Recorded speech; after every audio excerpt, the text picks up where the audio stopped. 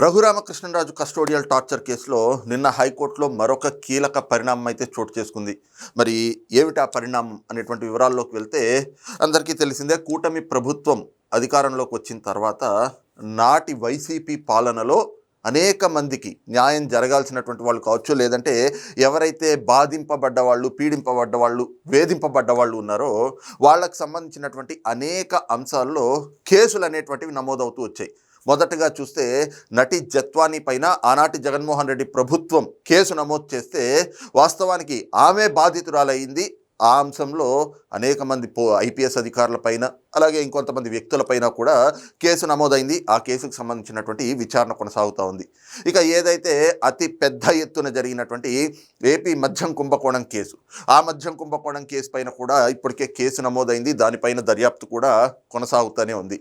ఇక అదేవిధంగా చూస్తే పెద్దిరెడ్డి రామచంద్రారెడ్డి, సజ్జల రామకృష్ణారెడ్డి ఇలాంటి వాళ్ళందరూ అనేక మంది చేసినటువంటి భూ కబ్జాలు, మరి చిన్న సన్నకారు రైతుల దగ్గర నుంచి భూములు లాక్కున్నారనేటువంటివి, ఇలాంటి అనేక అంశాలపైన కేసులు నమోదైనాయి. వాటిపైన కూడా దర్యాప్తులు కొనసాగుతూ ఉన్నాయి. ఇంకో వైపున చూస్తే మదనపల్లి ఫైల్స్ దగ్ధం, ఏది తాము అధికారంలో ఉన్నప్పుడు అడ్డగోలుగా చేసినటువంటి అవినీతి కార్యక్రమాలన్నీ కూడా ఈ రోజున కూటమి ప్రభుత్వం ఎక్కడ దర్యాప్తుకి ఆదేశిస్తుందో, మరి తాము చేసినటువంటి అవినీతి అక్రమాలన్నీ కూడా ఎక్కడ బయటపడతాయో అని వాటికి సంబంధించినటువంటి ఆధారాలు చెరిపేసేటువంటి కుట్రలు పనితే వాటిపైన కూడా కేసులు నమోదైనాయి. అవి కూడా ఇంకా దర్యాప్తు కొనసాగుతూనే ఉంది.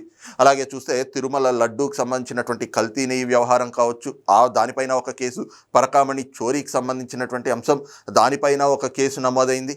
ఈ రకంగా అనేక కేసులు నమోదై వాటిపైన దర్యాప్తులు కొనసాగుతున్నాయి తప్పితే ఎక్కడ ఏది ఒక కొలిక్కి వచ్చినటువంటి పరిస్థితి లేదు.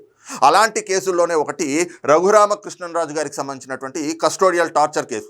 ఇది కూడా జగన్మోహన్ రెడ్డి హయాంలో జరిగినటువంటి ఒక దుర్మార్గమైనటువంటి చర్యే. ఆ రోజున సిట్టింగ్ ఎంపీగా ఉన్నటువంటి వ్యక్తి పైన ఏపీ సిఐడి చేత దేశద్రోహం కేసు పెట్టించి ఆయన్ని అరెస్టు చేసి తీసుకొచ్చి సిఐడి కార్యాలయంలో అర్ధరాత్రి ఆయన పైన 3rd డిగ్రీ ప్రయోగించారు.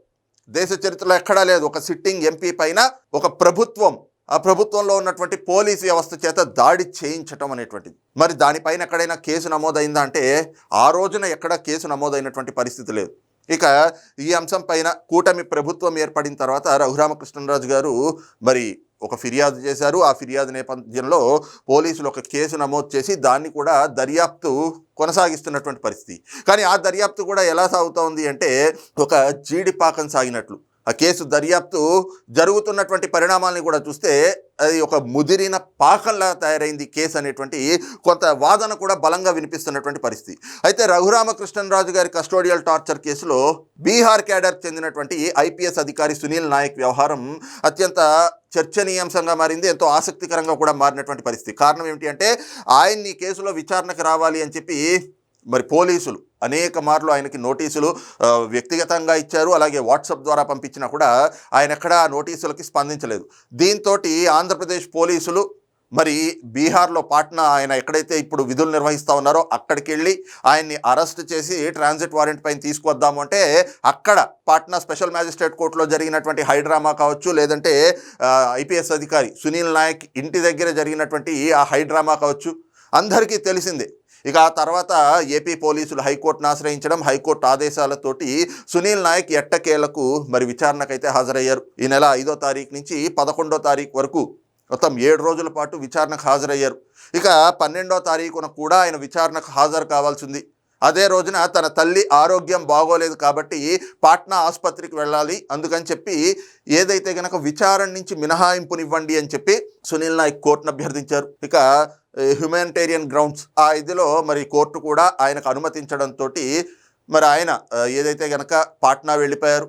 కానీ కోర్టు మళ్ళీ ఆయనకి దాదాపు ఒక 10 రోజులు గడువు ఇచ్చి 23వ తారీఖున మళ్ళీ విచారణ అధికారి ముందు విచారణకు హాజరు కావాలి అనేటువంటి ఆదేశాలు జారీ చేసిన క్రమంలో నిన్న సునీల్ నాయక్ మళ్ళీ ఏదైతే గనక గుంటూరు సిసిఎస్ స్టేషన్లో విచారణాధికారి ముందర ఈ కేసుకు సంబంధించినటువంటి విచారణ ఎదుర్కొనేందుకు వచ్చారు. అయితే సునీల్ నాయక్కి సంబంధించి ఆయన ఇప్పటికే కొన్ని ఆరోపణలు చేశారు. ఆయన కావచ్చు, ఈ కేసులో A1గా ఉన్నటువంటి పివి సునీల్ కుమార్ ముఖ్యంగా రఘురామకృష్ణరాజు గారిని టార్గెట్ చేస్తూ సునీల్ నాయక్ చేసినటువంటి కొన్ని ట్వీట్లు కూడా ఈ మధ్యకాలం మరి సోషల్ మీడియాలో వైరల్గా మారడమే కాదు, పెద్ద ఎత్తున చర్చనీయాంశంగా కూడా మారినాయి. ఏదైతే తాను ఒక ఎస్టీ సామాజిక వర్గానికి చెందినటువంటి వ్యక్తి కాబట్టి రఘురామకృష్ణరాజు గారు తనని టార్గెట్ చేశారు అని చెప్పి, అలాగే ఆనాటి ప్రభుత్వాధినేతగా ఉన్నటువంటి వైఎస్ జగన్మోహన్ రెడ్డి పేరు చెప్పాలి, ఆయన ఆదేశాల ప్రకారమే తన పైన ఈ కస్టోడియల్ టార్చర్ జరిగింది అని చెప్పి విచారణలో ఒప్పుకోవాలి అని అంటూ రఘురామకృష్ణరాజు గారు సునీల్ నాయక్ పైన ఒత్తిళ్లు తెచ్చారు అని చెప్పి ఇలాగ అనేక అంశాలతో కూడినటువంటి కొన్ని ఆరోపణలు ఆయన చేస్తూ వచ్చారు. వాటిని సోషల్ మీడియాలో ఎక్స్వేదిక్గా ట్వీట్ రూపంలో కూడా ఆయన పెట్టినటువంటి ఆ సందర్భాలు మనం చూసాం. అయితే అదే సమయంలో ఆయన ఒక ముందస్తు బెయిల్ పిటిషన్ వేసుకున్నారు హైకోర్టులో.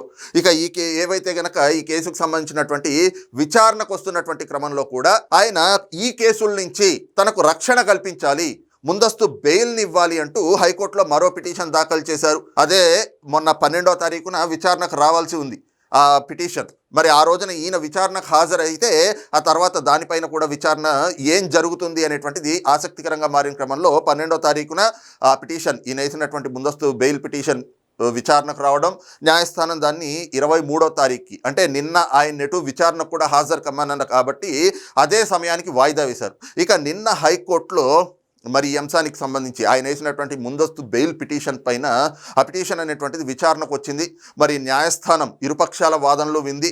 ముఖ్యంగా ఏదైతే గనక ఐపీఎస్ సునీల్ నాయక్ ఎవరైతే ఉన్నారో ఆయన తరఫున న్యాయవాది తన వాదనలు వినిపిస్తూ, సునీల్ కుమార్ గారు ఒక ఐపీఎస్ అధికారిగా, అందులోనూ బీహార్లో ఒక డిఐజీ హోదాలో ఆయన ఉన్నారు కాబట్టి ఆయనకి ముందస్తు బెయిల్ మంజూరు చేయాలి అని చెప్పి, అదే సమయంలో ఆయన దేశం విడిచి పారిపోయేటువంటి పరిస్థితులు ఉండవు, అంతేకాకుండా ఈ కేసుకు సంబంధించి ఎప్పుడు కావాలంటే అప్పుడు అంటే అందుబాటులో ఉంటాము, పూర్తిగా సహకరిస్తాము, ఒక ఐపీఎస్ అధికారిగా ఉన్నారు కాబట్టి తనకి మరి ఈ అరెస్టులు ఇలాంటివి లేకుండా రక్షణ కల్పించాలి అని కోరుతూ ఆయన మరి తన తరఫున ఉన్నటువంటి న్యాయవాది నిన్న వాదనలు కూడా వినిపించారు.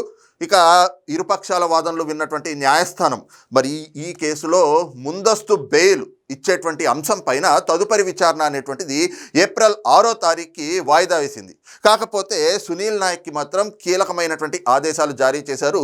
ముఖ్యంగా ఈ కేసులో విచారణాధికారి ఎప్పుడు పిలిస్తే అప్పుడు మీరు విచారణకు హాజరు కావాలి, అంతే తప్పితే విచారణలకి హాజరు కాకుండా నోటీసులకి స్పందించకుండా ఆ తీరులో వ్యవహరిస్తే మాత్రం ఇకపైన ఉపేక్షించేది లేదు అనేటువంటి రీతిలో నిన్న హైకోర్టు కూడా స్పందించింది.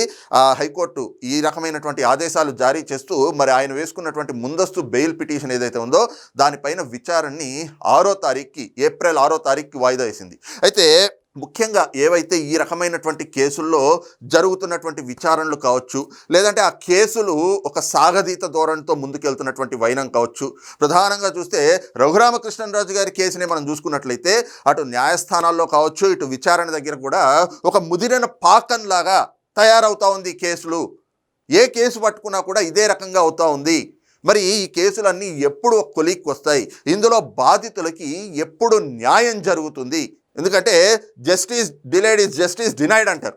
ఆ రకంగా మరి కేసులన్నీ కూడా ఒక జీడి పాకం సాగినట్లుగా ఒక ముదిరిన పాకంలా మారుతూ ఉంటే మరి సరిగ్గా న్యాయం ఎప్పుడు జరుగుతుంది అనేటువంటి చర్చలు కూడా ఈ రకమైనటువంటి పరిణామాలపైన పెద్ద ఎత్తున జరుగుతూ ఉన్నాయి. మరి ఓవరాల్గా చూసుకుంటే మాత్రం మరి రఘురామకృష్ణరాజు గారి కస్టోడియల్ టార్చర్ కేసులో ఐపీఎస్ సునీల్ నాయక్ ఆయనకి హైకోర్టులో ఎదురుగాలి వీస్తే మరి ఆయన సుప్రీంకోర్టుకు వెళ్తారా? ఆయన అరెస్టు ఎప్పుడు ఉంటుంది?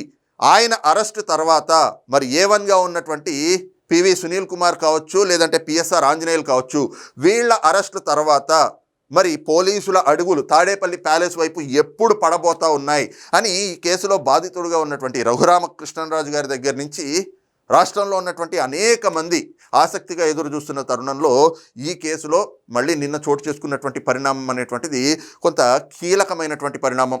మరి ఏప్రిల్ 6వ తారీఖున ఏం జరగబోతోంది అనేటువంటిది కూడా ఒకంత సస్పెన్స్ అయితే గనక రేకెత్తిస్తున్నటువంటి పరిస్థితిగా రఘురామకృష్ణరాజు గారి కేసులో కనిపిస్తూ ఉంది. మరి ఈ అంశంపైన మీ అభిప్రాయం ఏమిటనేటువంటిది కింద కామెంట్ సెక్షన్లో మెన్షన్ చేయండి. Thank you.